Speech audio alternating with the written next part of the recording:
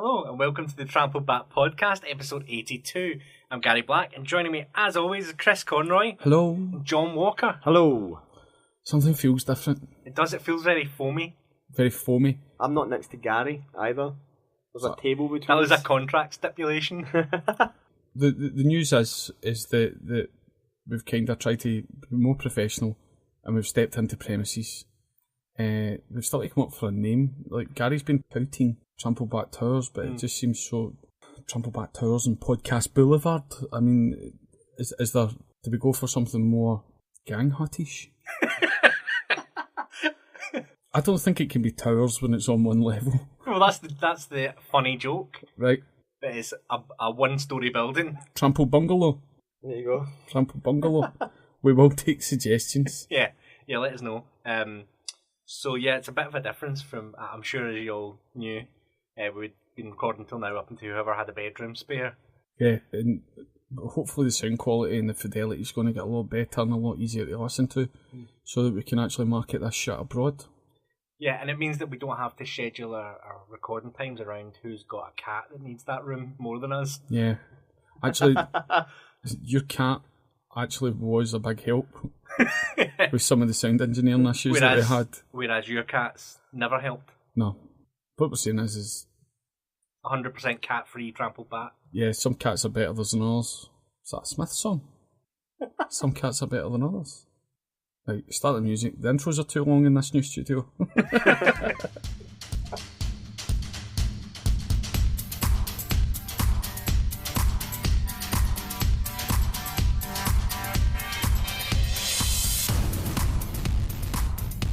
So where else to start but the celebrity deaths, and obviously the big one this week was one that affected everyone of our generation. It's sadly Barry Chuckle.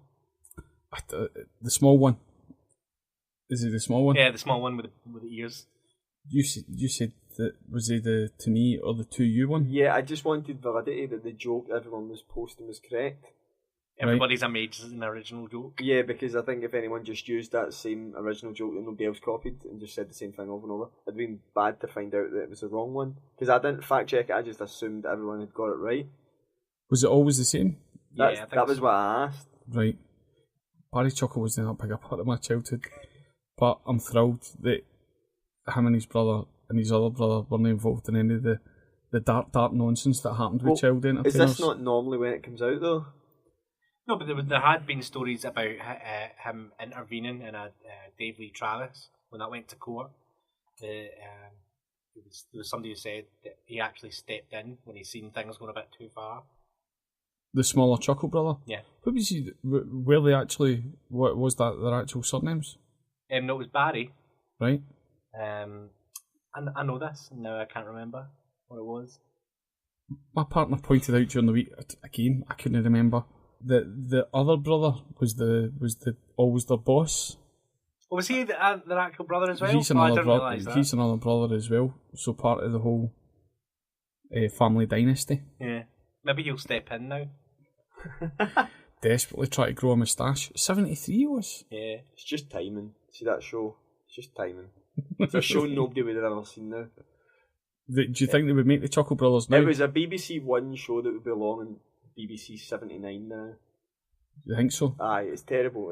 It doesn't hold up. Would they be the Nihil and the Chuckle Brothers? They'd only ever be allowed to do a BBC social. There's actually a phone shop in a main street in Glasgow that's selling cameras that are BBC social ready on their mobile phones. You're just better.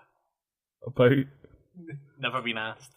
About getting 1 million views for those paedophile hiders and never getting any money. So John, you're probably prime age to be a huge fan. Did you ever go see them live? No, I didn't. We were actually talking about that in my work as to what people had actually been to see it live. Surprisingly, only one person out of about 30 we asked. Yeah. But everyone was aware and remembered that they did tour regularly. But I never realised. Because it was like them, it was them and Singing Kettle. That was normally your Christmas options or sort of around that time. I seen the Singing Kettle version 2.0 this weekend. I seen Funbox this weekend. We'll talk about it later though. Because you can't talk about Funbox and Barry Chuckle on the same. Did Did you go see them, Gary? No. Although I did frequent caravan parks as a child, but they were never any of the guests. I Like Scooby-Doo. I suspect, see, once this goes out, I suspect my mate Fraser Lindsay will be in touch with us to say that he definitely went to see them. Yeah. Fraser and I don't think I've discussed this before, but Fraser seems like the kind of person that definitely would have seen the Chuckle Brothers live. And then ended up in show business. Yep. I think Fraser's I'm going to say Fraser's been to see Going to out him. I'm going to say Fraser's probably seen more than one tour of the Chuckle Brothers. They must have as well. They must have had a good second career in like Ibiza and stuff like that. Aye, just the recognition. Well, like, well, that's a good. Have I told Timmy Mallet and Jason Donovan and everything? Aye, have I told my Vegas story before? Of who was DJing in one of the nightclubs we went? Is it Steve Davis? No, not quite. We went to Pure Nightclub, which is the one in Caesar's Palace. And the worst Glasgow nightclub. And it was Pure Nightclub. And it was a hip hop night. Right. DJ'd by DJ Jazzy Jeff. Mr. Belding from Saved by the Bell. Oh, you have told us that. I have, yeah. Aye. Jazzy Jeff is fucking amazing. You don't win the fucking World Scratching Championships by being average. You see, mate, I seen Jazzy Jeff fucking 18 months ago. I'm getting a wee bit too protective of my ticket buying here. No, Jazzy Jeff's pretty decent, and I think I've just cussed him by fucking mentioning his name and Celebrity Death. Aye. Love to see a scratch battle between him and Pat Sharp. I'd love to see a dog fight with two dogs and Pat Sharp. see the guy, my mate. See my mate that's sitting next to the football, Craig Quigley. He was one of the kids in Funhouse. But not one of the contestants. He was one of the models that modelled the prizes. Is he a looker? Oh, he was a handsome child. He still is. But it gets brought up every couple of months. Mind you, we're in Funhouse. People go, "Oh, have you seen Pat Sharp or House the Twins?"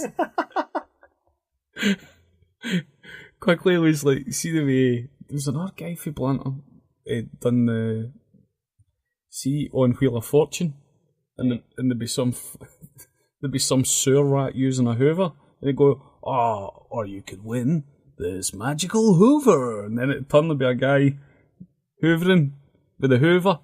In case you didn't know what a hoover. Aye, he was for Blantyre. Is that not how the guy that's in Outlander started as well? Just as eye candy for household appliances. Yeah. Imagine I was doing it. You could win this fridge freezer. I'd just be sitting in it. It's a fridge. I was never going to get that gig. There's still time. You think so? Yeah. Yeah, once this trample back money comes flowing in. Well, Glasgow didn't get the Channel 4 bid, did it? Did it not? Glasgow was aiming to be the hub for Channel 4 when it moves after Armageddon, Brexit, whatever you're calling it. Where's it going to? It left 4 cities, English cities, and they get whittled down onto the shortlist: Birmingham, Liverpool, Manchester, maybe Sheffield or Leeds or something. The thing is, there is somebody sitting in an office somewhere going, "What's the point in spending all that money there? They're probably going to go." I'd love that if Scotland got independence. I would love is just to start our own Channel 4, but you call it Channel 4. Yeah. But you wouldn't go Channel 4. It'd be Channel 4. And it says, like, "Oh, what's it on? BBC Scotland. There isn't such a thing anymore. It's the SBC. What's on? What do you mean? SBC or Channel 4? Like if we had our own industry, it just... it comes on RTE. Aye. It's no BTE, is it? No. What does RTE stand for? Real television events. Republican telly everywhere. You would have seen more money coming into Scotland, but sadly it's going to go to Liverpool or something. I don't want that money. You just hold it against us. I'm struggling to see what independence has got to do with Barry Chuckle being dead. You're not thinking the long game here. I've not thought it through. Right. What did Barry Chuckle die of? Independence. A Tory government. Just answers to everything. For the next 18 months, that's the answer to everything. His breath declared independence from him. Yeah. Who fucked that child? Westminster. So, talking of which, Joe Jackson's also dead. What one? The Michael Jackson beater. You would really expect Michael to have released a statement at the loss of his father. Yeah. What did Joe Jackson die of? The fucking shame. That was a bad man right there. But my wee boy's going through really likes Michael Jackson, but not like. Have you told him? No, Have you beat it out of him? You can't tell a 7-year-old going, don't listen to that. It's not right. No, I mean, does he know he's not alive? Oh, he knows he's dead. Alright, okay.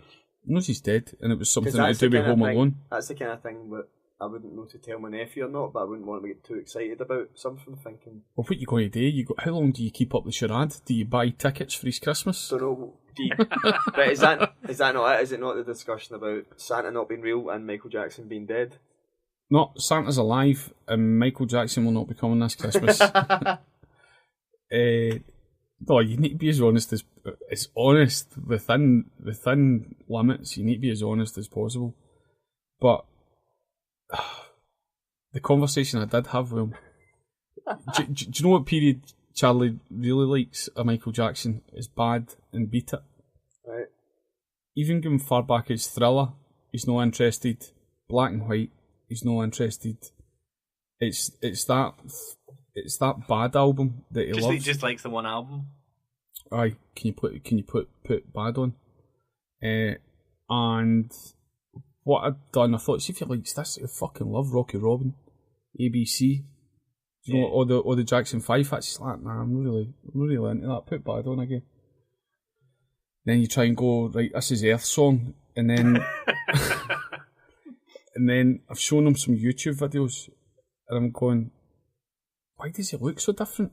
But I don't take it in. It's just Michael Jackson. At any point on the colour chart, you just always know it's Michael Jackson. So at what point's Bad? Bad would be 87, 88. Is Michael Jackson still black at this point? He's cappuccino, but he's got like kind of black curly hair. But your son won't go as far back as him being black to enjoy his music? No. Okay. No. That's interesting. No. It says a lot. But not interested when he's white. So it's right in the middle, there's a sweet spot? Aye, there's a for 7-year-old boys, there's a sweet spot. The caramel period. Aye. Aye. Have you made him watch Moonwalker yet? Nutella's too far. No. That's a great No. movie. My sister and I used to watch that movie all the fucking time. Is that the one that's got the camel in it? I think so, yeah. It's been a long time since I watched it, but it was one of few movies that we actually had a copy of.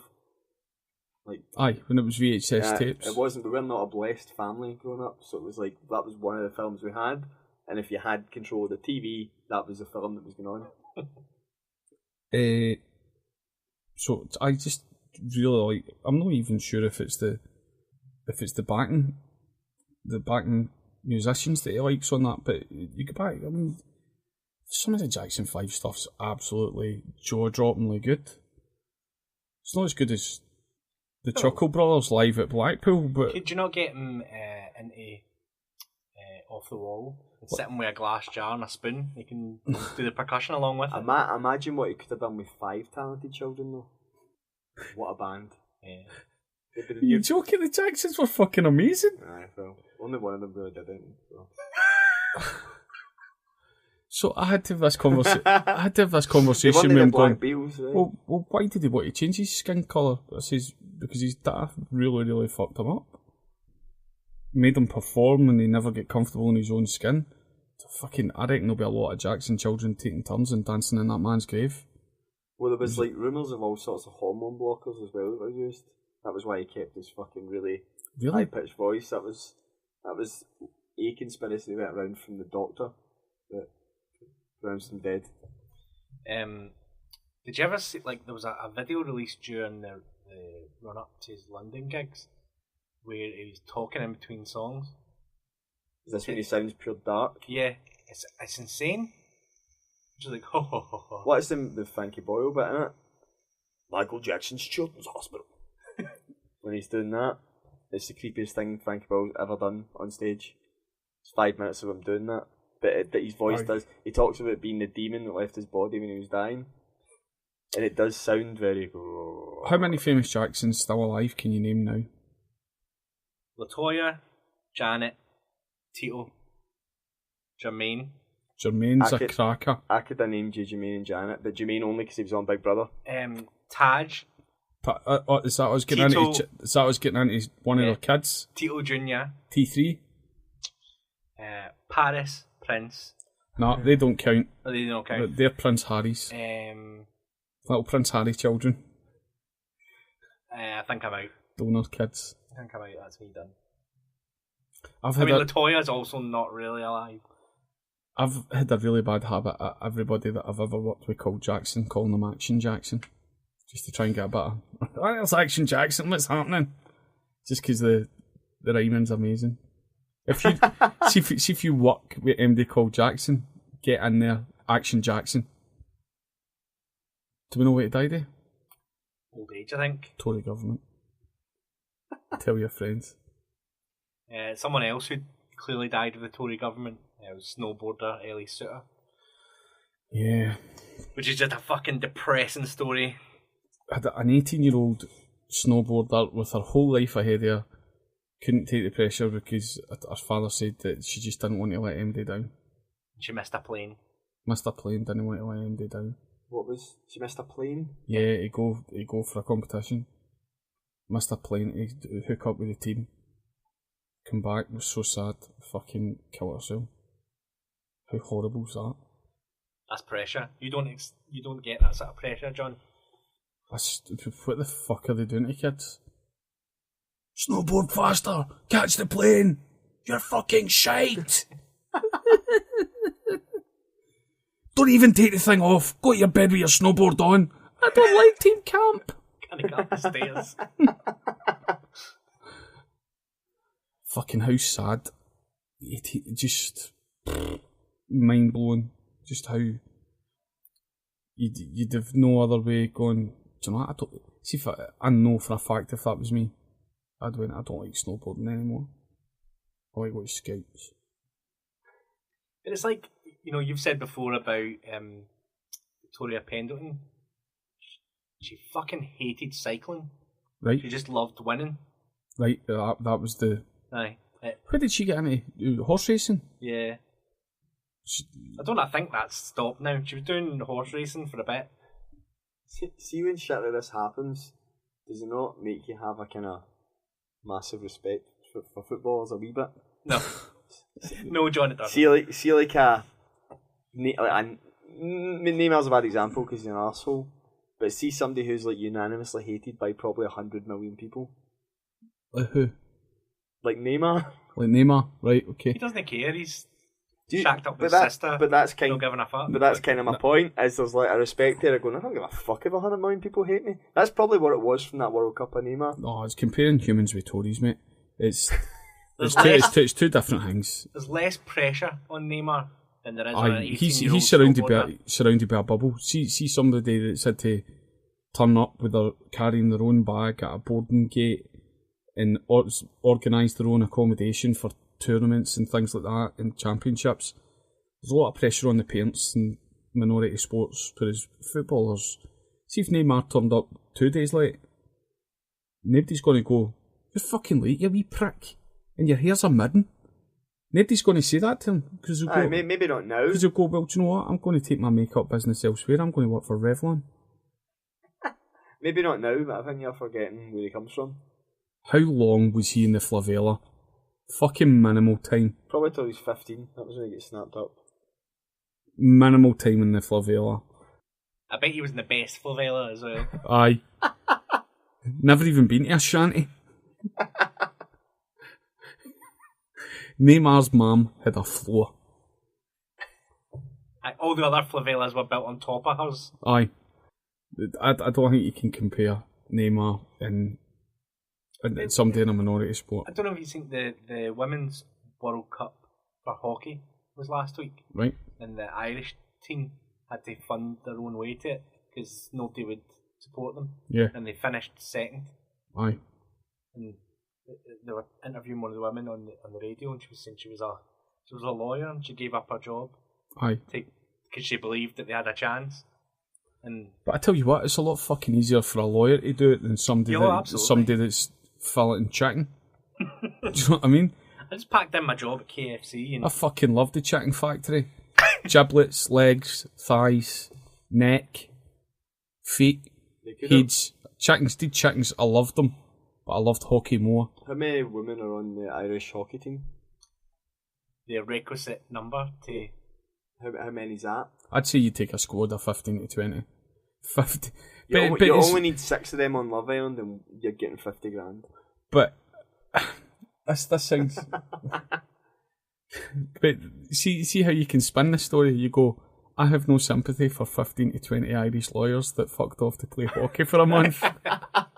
see how you can spin the story? It's not as if I can just jump back into the law. It fucking is. Meanwhile, Irish courts sit empty because there's nobody left. Criminals running everywhere. The country is amok. Aye. Who was the last sort of Scottish one like that? Maybe Graham Aubrey, the cyclist. Like Graham, I'm not sure what he done, and then he made the bike out of the washing machine. And then won, was it the Olympic gold? Yeah. Or was it the World Championships? I think it was the World Championships. But again, not much funding behind him. Done a lot of the work himself, and these stories are few and far between. But 18 years old, just a sad thing to happen. Yeah, I think the takeaway point is what we want our listeners to think about is sometimes it's good to support people that are trying a endeavour. Yeah. And to keep that in mind. And now is the time to start looking for snowboards and Gumtree. Gary, I'm quite upset. You're always upset at me for something. You led me down the wrong path. See, when you said a childhood hero of mine had died, Barry Chuckle was in my era, but there was someone way more important, and that would be Brian Christopher from WWE. From Winnie the Pooh? From the WWE Attitude Era. Who's that again? Grandmaster Sexy was partner with Scotty Too Hottie.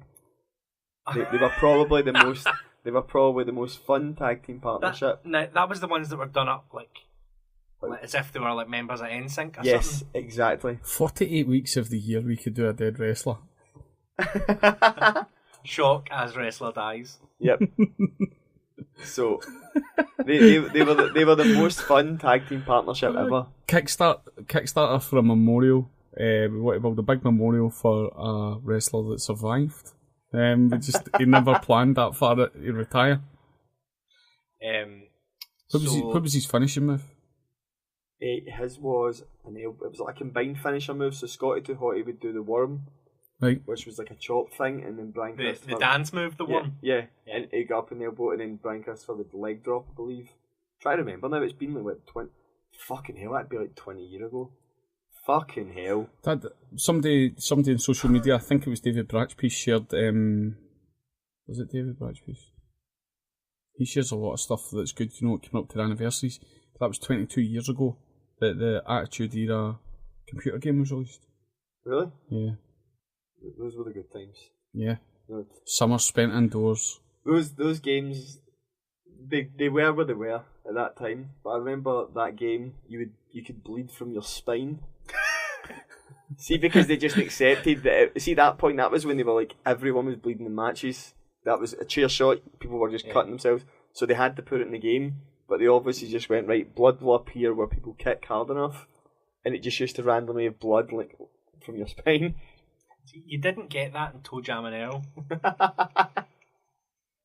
Was that a game or a film? It was a game. It's a game? Yeah. See, I never really get into wrestling that heavy or computer games that heavy. You're too busy outside playing football against a wall. Mate, give me a wall, give me a ball. Or come in when I'm hungry. Just the right fit bit. And as we discussed, Rikishi joined them for a while. Mm-hmm. So Rikishi and Grandmaster Sexy are gone. As we discussed. Now Rikishi, he was a... Was he a sumo? No, he wasn't a sumo wrestler, but he was... He was big. Big. He was big. A fatty. He was some Samoan? Yes. Oh, his finisher. Don't be calling him fat. His finisher was... The Negro Samoan. His finisher was literally just dropping himself off the rope and just sitting in someone the same as Yokozuna. It's like the bit in Pulp Fiction. What bit? The bit where they're walking into the lift, John Travolta and Samuel L. Jackson. The big fat guy, he's like, no, he's not a big fat guy, he's Samoan. Then he uses the N word for Negro, and it's like, just don't remember if it just don't know anything about wrestling, but I'll give you Pulp Fiction line by line. Don't know. Maybe I've seen it when it's been PC'd up. But you get thrown out the window for sleeping with Nia Wallace. Right. For the foot massage, and then they go up. And, Talking of a foot massage, I got an excellent use of a foot spa with bubble function yesterday. Right, okay. And it was wonderful. What happened to all the fashion shopping centres? Did they die of scabby feet? It turned out there was a thing that they could spread athlete's foot and verrucas from fish to foot. Third-hand verrucas. I caught them off a fish's lips. Right, so describe your bubbly foot massage, Gary. Well, it was a delight. So it's had some Radox bath salts in there. Where was this? In my house. Right. And so there was bubbles, the heat, the vibration. Right. And then there was a little roller that you could rub your foot arch off of. Hell. I felt brilliant after it. Yeah, well, you know what they say, the feet are the gateway to the soul. Mm-hmm. Is this a self-made foot massager? No, or have you purchased something? No, I didn't purchase it. I'm just thinking if you named the brand, maybe there could be like a sponsor, some money coming in. Oh, it was Revlon. Right, okay. Which is, I was thinking of it earlier. I mean, if anyone is thinking of buying any mattresses as well, Millie's 1000 Pocket Spring memory foam orthopedic mattresses are very good as well. Mate, I can't get to sleep. I'm in that bulletproof coffee every fucking day. Let me just stop you there, John. I would like to talk to you about something that's really made a difference in my life. Oh God, it's really made a difference. Can you put a price on a good night's sleep? No, you can't. No, you can't. Yes, you can. It's $800 and it's a Lisa mattress. I've never slept in anything like this in my life. And if you use the code Lisa mattresses from a pocket, why have you gone English? It's just constant. It's constant. The thing that's changed my life is Doritos Mexican Cola. Right. Okay. Is this who we're going for sponsors? That's who we're going after for sponsorship. I'll do it for free cola. Are you see now that we're going to get back to this? Are you two going to go back on your weight loss challenge? Yeah, we're going to get a set of skills for the studio because I kept forgetting what to bring, didn't I? I've been to the gym once since then, and it was yesterday. These are both slacking. Did you come back from the gym yesterday and put your feet into a Neymar Revlon foot wanker? Gary Black's Neymar Revlon foot wanker does the jobs that fish refuse to do.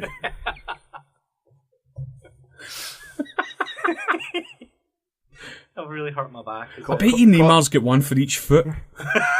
Just a waste. Gary, Conroy's laughing now, but see, next time we turn up to these studios, I'll be lying in my Millie's mattress and you'll have your feet and your foot massage that's been sent here, and you'll be sitting with fuck all. Aye. Fucking none. They'll come and take the mattress out of my house. Because of your 100-day guarantee. Oh, I'm fucking... How'd you sleep well last night? Aye, on slats. See if we can get some money at the Patreon that we didn't need to tout ourselves from adverts. We'd love it. I mean, I could keep saying nasty things about snowboards. Because we're not going to get any sponsors. How long do we push it though? Like, at what point do we start just accepting it and become like a Tory donor campaign? We'll say anything. Aye. Right, Brexit's okay. BBC aren't that biased. That's a great point, because do you know who's really misunderstood? Thomas Robinson. Right, see, the thing that confuses me about that one of the many things about Robinson is, why did he choose the name Tommy Robinson? Because it sounds very common. Do you think so? English. Oh, 100%. Fucking, what's his full name again? Is it Oxley Stephen or something? Yaxley Lennon.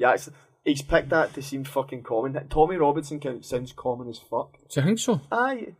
Imagine being Tommy Robinson and no being Tommy Robinson. Imagine you changed it to my name. Imagine having a fucking double-barreled name and pretending you're fucking normal. People with double barrel names, that's a banhammer. I'll go back to that later. Right. Fucking assholes. I'm right in. I can see you're committed. I know, I'm forward. So, Tommy Robinson got let out of jail on a technicality last week. I told him he was trans. They didn't know what to do with him. Can you go to the toilet? Aye. But he's a fucking horrible, horrible wee man. Just see when you look at his rap sheet, all the things that he's done time for. How can anybody be a supporter? Well, it was interesting. I was reading his first time he got sentenced was because he assaulted a police officer who was trying to stop him from beating up his girlfriend. Was that the first time? That was the first one. So was mortgage fraud after that? That was after. Cool. Yeah. That's why he's got two names. It's really funny how see the people who support him are the same people that want to talk about all the taxes that have been wasted on things like immigration, but then somebody that was committing mortgage fraud and tax fraud. Is that right?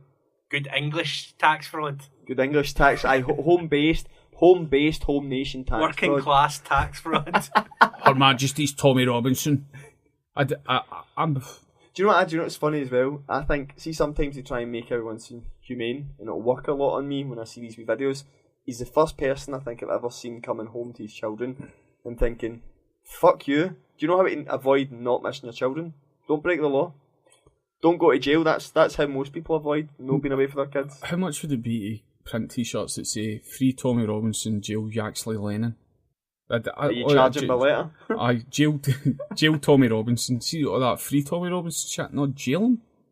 It just shows you how useful he is to the media for stirring shit up, or he'd just be taking it. Well, I think the rumour now is going about there's a lot of American right-wing money behind him, and they reckon next election he'll be standing somewhere.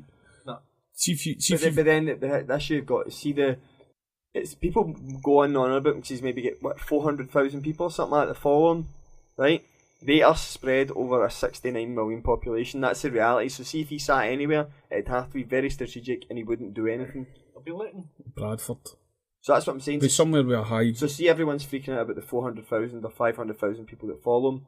They're so sparse. Yeah, but it's becoming the same as Farage. He's getting airtime. See that 500,000 people that... But that's because, see, the people who want you to think you've got a fucking morality, they don't. They just want people to fucking tune in, share the videos and get outraged. That's all. That is all it is, isn't it? See the 500,000 that follow him? I don't think they could get the cross in the fucking box. Well, this is the thing I was joking about, was utter. I shared something about his real name, and this is the level you're dealing with. People going like, who tell you that shite? You know, like, this is actual name. They're like, no, it's fucking no. And you're going, right, I don't know what to do with you. I can show you his own page where he tells you that that's his name, and you still would argue. I'm out. I don't know what to do with you. I don't know what to do with people like that. I will argue and be a cunt about something and dig my heels in, but see, once I calm down in an argument, I'll go, I'm fucking wrong about that. Fuck. I need to go find that out. So that's him out.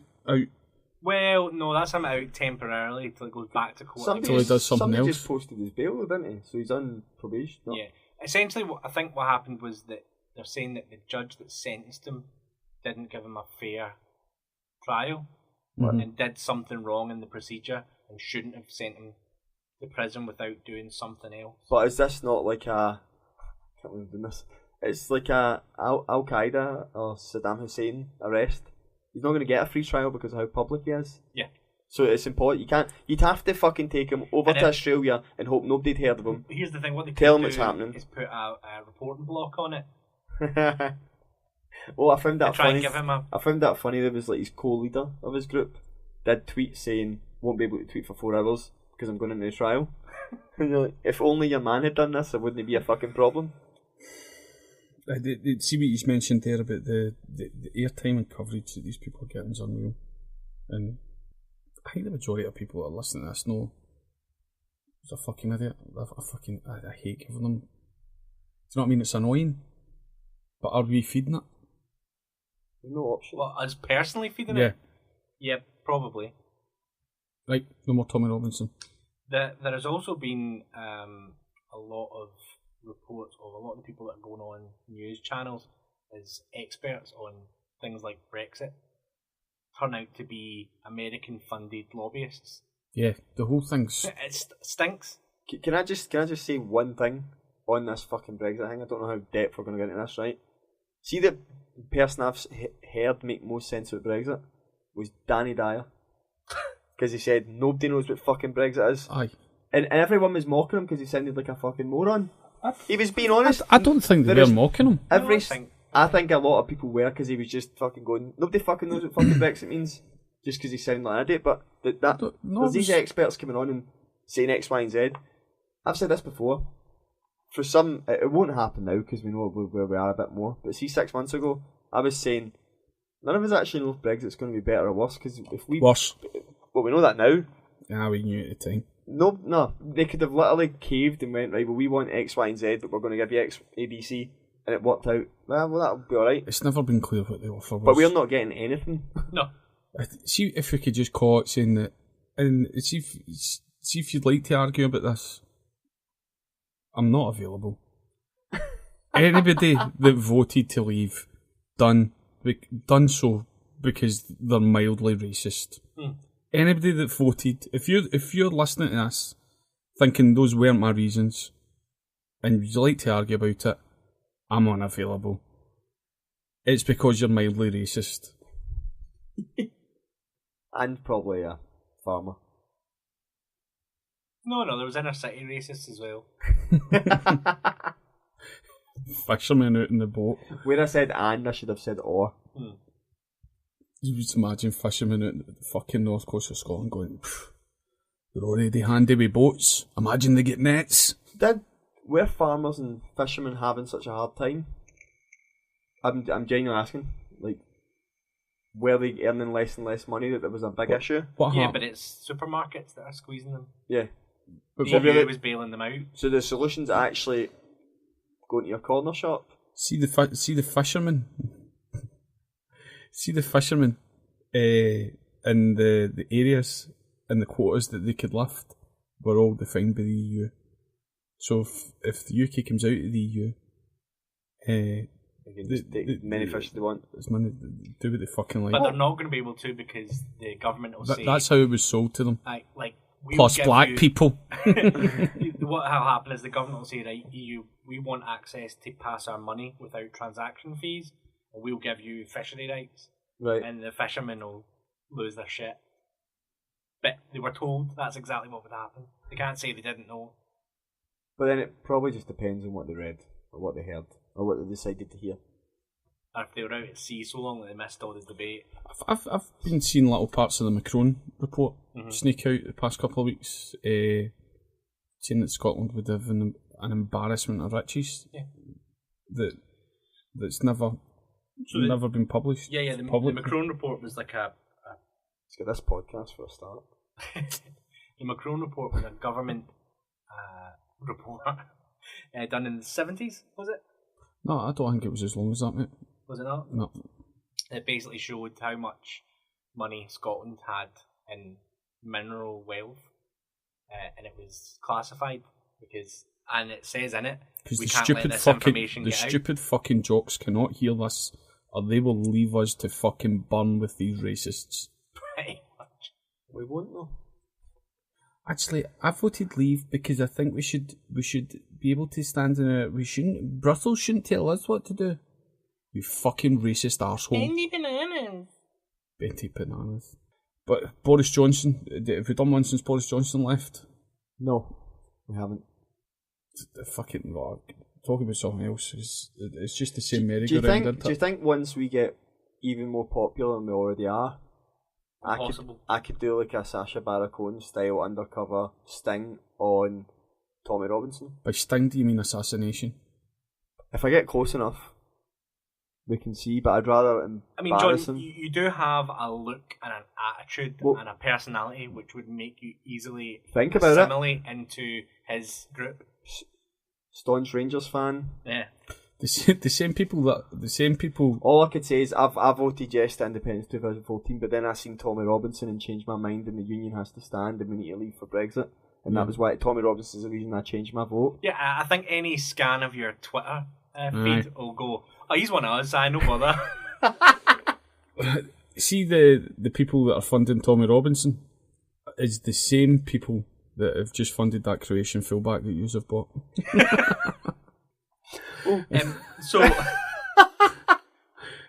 So in the you lighter, fucking do not talk about Barisic like that. on lighter topic, how he's both enjoying Glasgow 2018 European Championships. I've seen a few complaints, and Is one of them my complaint? what's your complaint, Gary? My complaint is I would have quite liked to go on to see some of the indoor cycling, but I'm a fuck paying £60 for a 2-hour ticket. 3 hours. Yeah, yes, there's 2-for-1 tickets available. Not for the evening events all daytime. Well, take a couple of hours off your work. I would like to say a couple of things. One, I appreciate it's Glasgow 2018, but you need a fucking diving pool in Glasgow to call it Glasgow 2018. You can't have it in Edinburgh.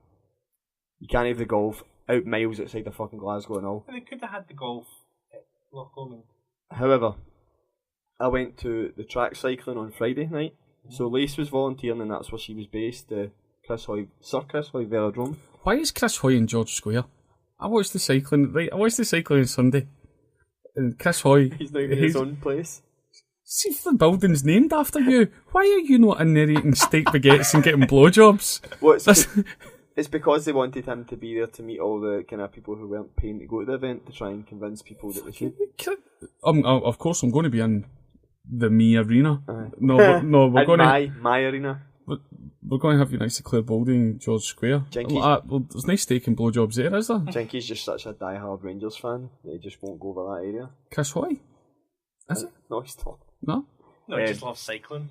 He could probably play as a holding midfielder. I went to the cycling on Friday night in the Velodrome. How fast did they go? It's amazing. I did not think I would have enjoyed it at all. It was more for Lace because she said, I'm volunteering and I've... She got the full purple tracksuit? She's got the full... That hideous tracksuit is being worn 5 days in a row. But I fucking enjoyed it so much. Like, everything was really good. It was just good. Like the 10 and 6s? No. That sort of constant screaming and shouting and the excitement yes. and...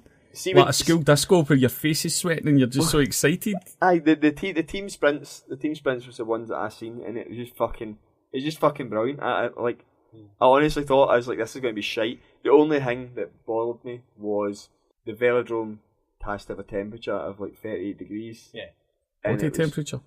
It's like 38, so it's 38, it's at 102, 106. Is that body temperature? Yeah. Has to be that heat just so that the cyclists can get warmed up and stay warm. The track needs to have that heat, and it's just so fucking warm. You're shocked. Ringing. Back to you floating. It was not nice. Then we went to the swimming on Saturday at the Tollcross Swim Centre, and that was where we seen Adam Patey create a world record. Which was actually a moment where Lace and I were like, we just fucking witnessed the world record. That was the fastest time. You just saw his hand a couple of times. And his head. It was a breaststroke, so it kind of bobbed up. Okay. But that was fucking exciting. See, when you seen, because the screen, you kind of get an idea, because you can see the clock and you can see how close he's getting. But the screen above you will actually show you where the world record line is and what he has to beat. Yeah, and he started getting closer and closer to it. And everyone was kind of going, holy fuck, and you've got people I fucking never knew I could look at a pool and then get on my feet and be like, fucking come on. I was getting fucking proper excited, and then I was like pure hugging Lace and they were like high-fiving people around me. I was like, that was fucking amazing. The pure golden boys got a world record. I was like, this is fucking excellent. Same actually though, fucking roasting. Imagine you're a full kit wanker at the swimming. Just your trunks. Just out in a pair of flip-flops. Pair of Speedos and a wee cap. Your band with your fucking locker key on it. Just shaking your arms out as you take your seat. And the Italian female swimmer, Simona Quagliarella. Oh my god. I fell in love with her. Aye. And she won gold. It wasn't just how beautiful she was also very good. She wins again, I'm going in the pool. Amazing. I just really enjoyed it, and I didn't think I would. I was really pissed off that we didn't get the events that I wanted us to. What, the athletics? The good ones, aye. The good events. But the swimming and cycling, fucking really enjoyed it. I'm going to go and see the cycling tomorrow. Yeah. I watched the women's road race. Mm-hmm.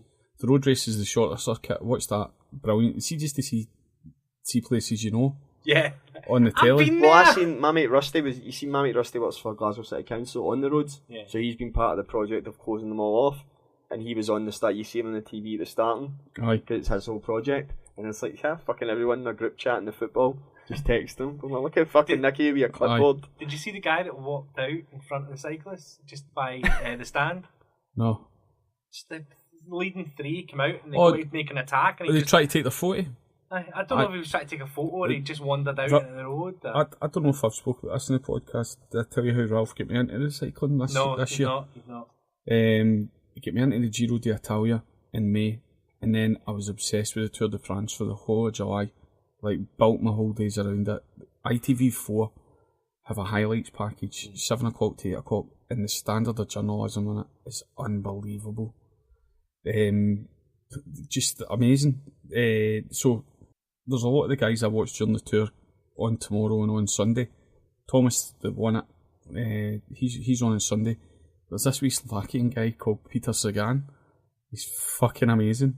Each guy is he's squeaky white, like Eastern European Joe Pesci, but he's like a wee rock star. And see when they're interviewing him, we go, Peter, we didn't think you were going to win the sprint at the end when your foot came out the pedal. Did that hinder you? Yeah, maybe I took my foot out the pedal on purpose. He just walks off. They're all drinking energy drinks and it's just water all the time, and you're looking at him doing these wee videos from the back of the bus going, I bet you know how to party, Peter. I know you know. So a couple of weeks ago, the tour's still on. They make him do a video for the back. Coming in Glasgow 2018. I have very good remembers of being in Glasgow for the championships. See you soon. And I'm like, I'm going to see Peter Sagan whiz past me once. There's another guy called Dan Martin. The fucking cream of the crop. You know what they've got coming to it? They've attracted big names, even though the person in the street. You looked at the crowds, the complaints that I've seen are about the road closures, and there was a Church England cleric complaining about how it was the whole city was shut down on the Sunday for a minority sport. I'm like, you're a Church England cleric in Glasgow city centre, you fucking clown.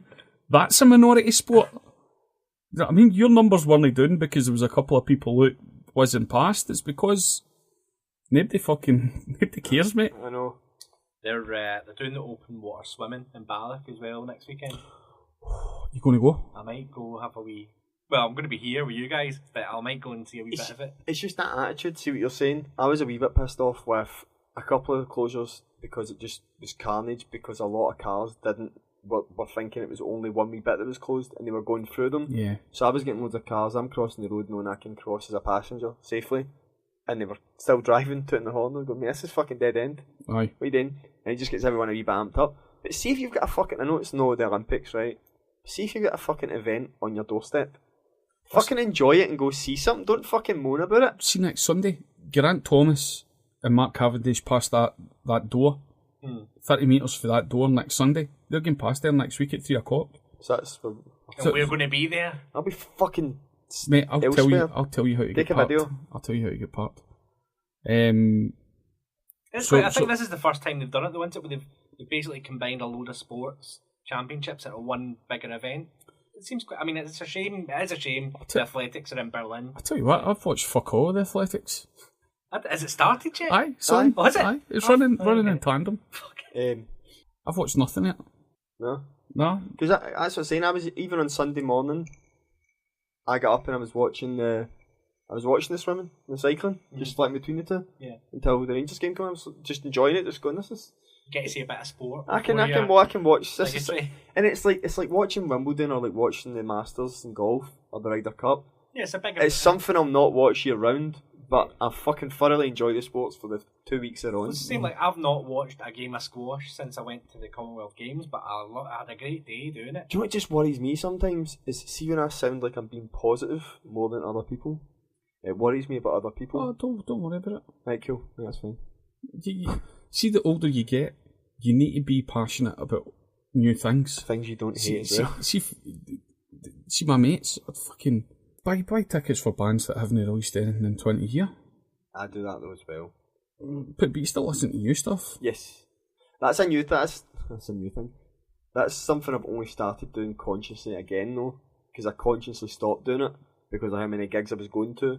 Yeah. So I was going seeing bands who hadn't released stuff in 20 years, bands who were still actively releasing stuff, and I was like, I can't pick up any new music because then your trolley was full. But basically, I'm I'm locked in for about £2,000 worth of tickets a year. I can't add to that. And then started going to King Tut's, a few Scottish bands, and see, because Spotify curates your stuff now. Yeah. Whereas if you listen to a band and it gets to the end of all their shuffle, it'll go other music, and you go, fuck, that's a good tune. Who is that? They're playing King Tut's this week. You go, fuck. Took the kids to Belgium at the weekend. Colonel Mustard absolutely fucking rocked it. Like, see the amount of people they must have converted into merch sales, just album every sales. time you see them, it just looks like mega fun. Do you know what? It's positivity and fun and just an amazing set for an hour. Like, see, sometimes we went with my partner and took two kids, a boy and a girl. Thursday night, the headliner's Amy McDonald. We caught the last 10 minutes of Fun Loving Criminals because it was just a big queue to get in. Caught the last 10 minutes of Fun Loving Criminals, which for such a family-based festival, I didn't know at the time. I've seen Fun Loving Criminals a couple of times, but I just wasn't. I didn't know there was many references to crack.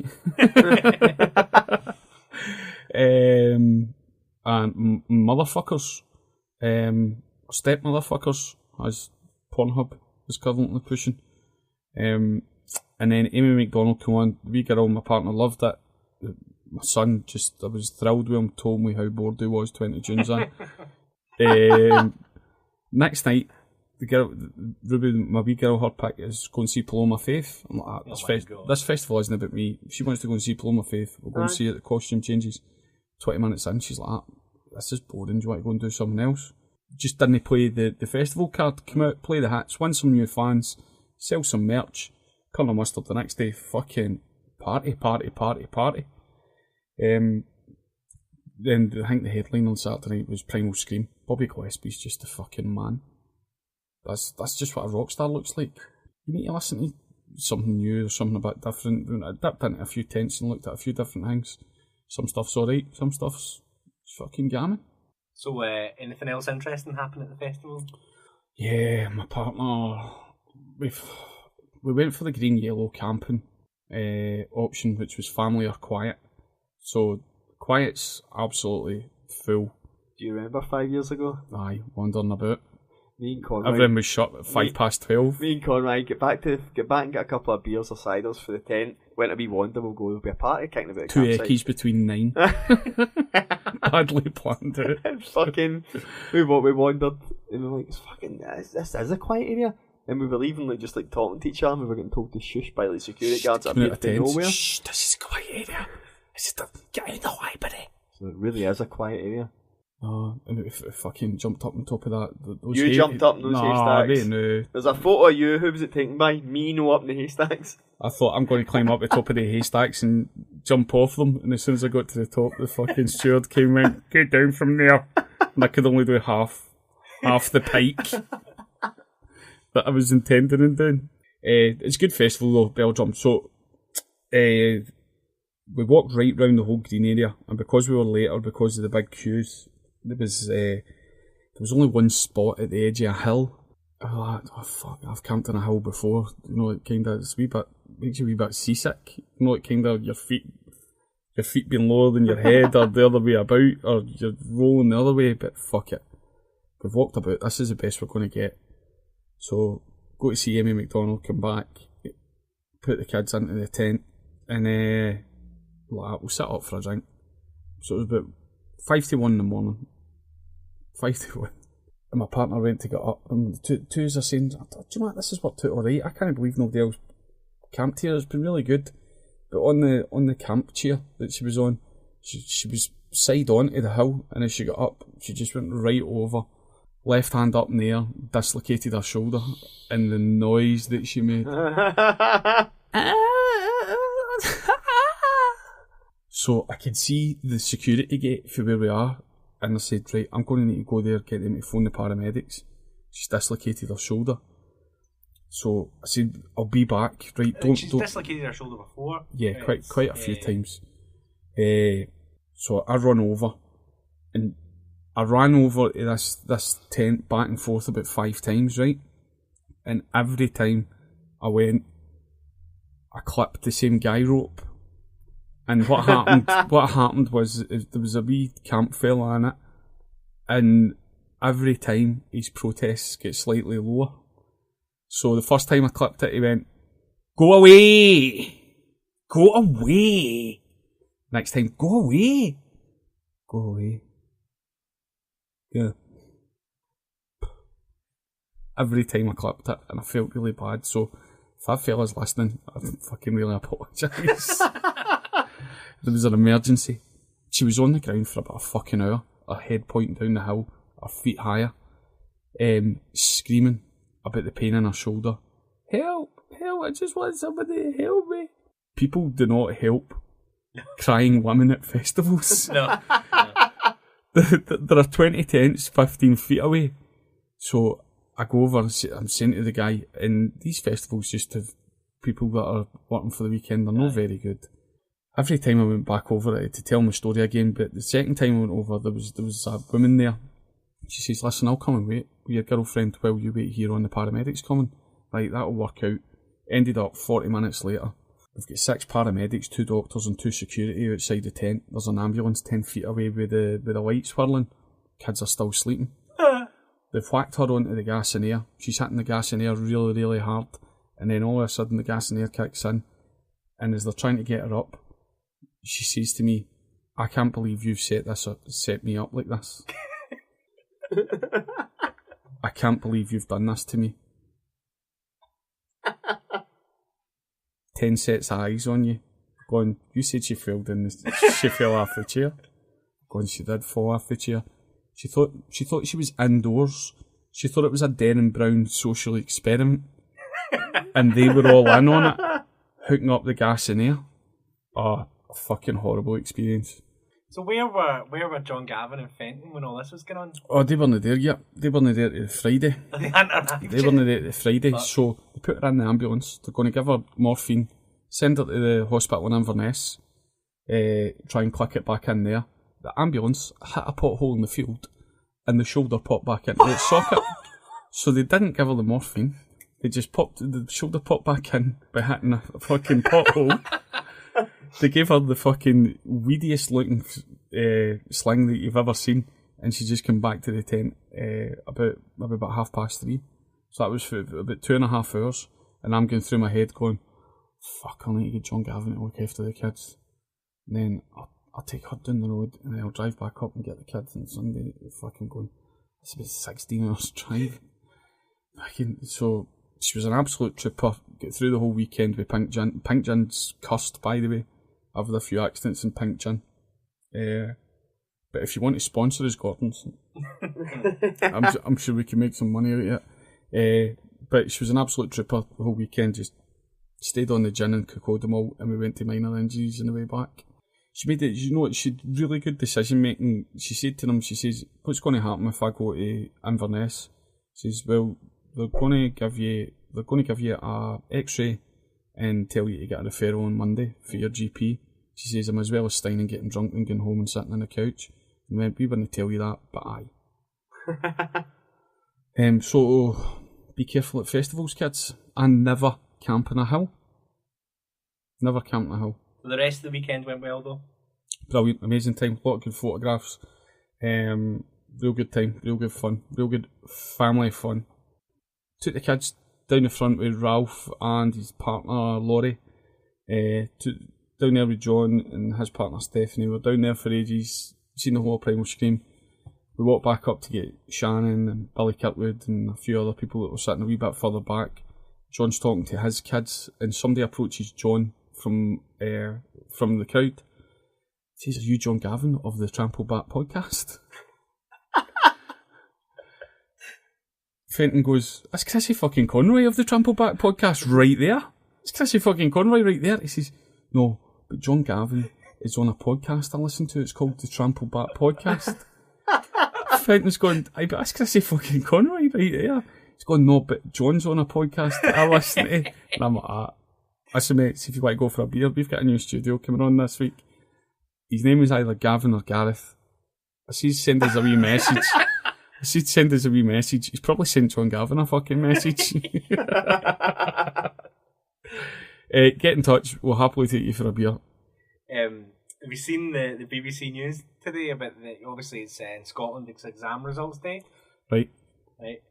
So they're hang on. I'm sliding further and further down. Move the chair. I can't move the chair. I'm going to fall if I move the chair. The chair lives here now. So, exam results day in Scotland. The day when all the newspapers get a 17-year-old girl on the front cover. So they were doing the Sun. They were doing a live report from a school. John, you said you knew what school It's it was. Greenfields. Is that the school you went to? The John? school I went to. The school my mum teaches at. Somebody passed exams there. A lot of exams, yeah. So this guy is on holding up a certificate in a lineup. But his mum's a teacher in the school, and she runs across camera, pushes the reporter out of the way, and starts trying to kiss him. And he's going, "Mum, stop it! Mum, please stop it!" She goes, "Does she not go, I'm going to give you a kiss?" And he goes, "Please don't. Please don't, Mum, please." Oh, The worst thing that can ever happen to you. Mind your ma snogged you on the telly. The lucky thing is, with the internet now, that'll be forgotten in about 2 days. But for the next 24 hours, his life is hell. Aye. But then, do you know what? I said that I was going to say this earlier. He fucking deserves it. Do you know why? Who goes into their school to get the results that are fucking given to your house? I think they've changed how they do it. No, still getting posted. Really? No, Yes. I think that the school always put the results, or you could always go. The schools get them a day earlier. So my mum could go down. My mum got my results the day before. No, but that's how they always know the kid to pick. Going, what do you need? I need 5 A's to get into veterinary studies. Do you know what I mean? And then they're not going to go, what'd you get? I get 4 B's and an F. Do you know what I mean? But my point still stands. That's what he gets for going up to school. See when you floated this idea, going, no, don't tell me about it, we'll talk it in the podcast. The child that opens the envelope is always the swattiest, horrible, snidest snitch. Guess his hair colour. Is he related to your mate for the council? What colour of hair does Rusty have? Rusty has light blonde auburn hair, yeah. Yeah, strawberries. Yeah. But this wee guy is ginger. Aye. And he's a prefect. And he's kissed his mom on the telly. And he's also wearing the prefect blazer from You kissed your ma and you liked it. So now that I'm putting this together, prefect blazer, ginger hair, aye. I mean, that's probably been made for that. Aye. That might actually be a redeeming thing for him. Got an unconditional into Cali. Actually, this is me in 6th year. I get 1 C last year, and I'll get another C this year in the same subject that I sat. So I'm going to go and do music business studies at Stow. See the mistake you've made there is by doing the Glasgow Uni accent at an age before they'd be at Glasgow Uni. Yeah. So no, they start early now. They don't. You notice that, see anyone that started it before 16, they're already at college or they're already working somewhere trying to get into a college. At school you don't have that because you're too ashamed. You fit in with your surroundings. I can't really listen to kids that age talk anymore. It's the same words that basically, literally, actually, basic, literally. It's just on repeat. Well, basically, actually, literally told her. You're like, fuck up! There is no weight in this sentence. I basically, actually, literally told her. I was like, what? Fuck me. I'd rather hear kids swear. I'd rather hear kids swear at clergy than basically, actually, literally. I literally can't basically actually talk. Well, I got a 1-1. Gary, you were a viewer of Love Island. We discussed this. Yes. Dr. Alex, Uh-huh. a doctor, very intelligent man. His vocabulary dropped dramatically. Yeah. By about week 5. Yeah. He was thrown in like in the middle of words that didn't need it. He adapted to his surroundings to survive. So all the girls constantly say it's like I really like him, like, you know what I mean, like I like him, and then by about week 5 he was doing the same, and you go, wow, that's how easy it is. He also started very commonly saying wicked. It was really weird. That's wicked. I've just had a wicked day. Like, what? See, anytime it does happen. Like, see that festival there. Yeah. See when you go away with your pals and there is things that crop up and then they just become the catchphrases for the weekend. I can see how it would happen, but it's funny through shared experiences. But these things have entered into the lexicon of conversation as ritual cliche. See the way everybody knows the response to, alright, how you doing? Alright. Aye, alright. That's a ritual cliche. See if I say to you, how you doing? I don't want the whole fucking thing. I don't want what's happened since the last 15 days that I've seen you. Well, when I last seen you, you know how I was getting the motor fixed? I fucking get one tire replaced. No, how you doing? I'm alright. Aye, no bad. It's acceptable in a sit-down situation though. If I'm at my desk and working, my desk buddy's next to me, then yeah, we can get in a conversation. No, but that's different from ritual cliche. You say, how was your weekend? No, how you doing? Right, okay. Has a staged response. Aye, then we go further. Aye, basically, literally, actually, fucking get rid of these words. We're like basically literally out of time. So no, I had something else to say, but we're going to... Can you do it in 15 seconds? No, it was to think about what... I've just banhammered that. Retrospectively banhammered about shit I was talking about myself. I can't remember what I was going to say. Good, we'll keep it for next time. It won't ever come back. You'll get Gary at Defo Chris Conroy. If you go to our shiny new website at trampleback.com, everything's there. Is it? Yep. Yeah, and what we're going to do is we're going to, if you are a fan of the back episodes, record them using a TDK cassette player and a microphone held up to your... Or one of those Home Alone cassette boys. Because we're going to be taking them all off and sticking it onto Patreon. But a good point is actually to buy cassettes, you're talking 4 for 15 quid now. What? So if you're going to do that, you're probably cheaper giving us money to keep them up there. Aye, you'll have full access. The Patreon stuff is going to be getting rolled out. We have joked about it for a while, but we've bitten the bullet. Try to be adults. And if I'm right, Gary, how long are you getting on a cassette? 45 or 60, depending on what you've got. So maybe an episode if you're lucky? Yeah. So that's got £15 for 4 episodes? Yeah, so that's nothing. We're actually doing a really good deal here. Really good deal. We are doing a tremendous deal. You fucking, essentially, if you sign up to the Patreon, you're getting 80 hours, 90 hours of fucking entertainment. 90 hours of work. 90 hours of John Gavin. Aye. And we'll be back next week. Catch you later.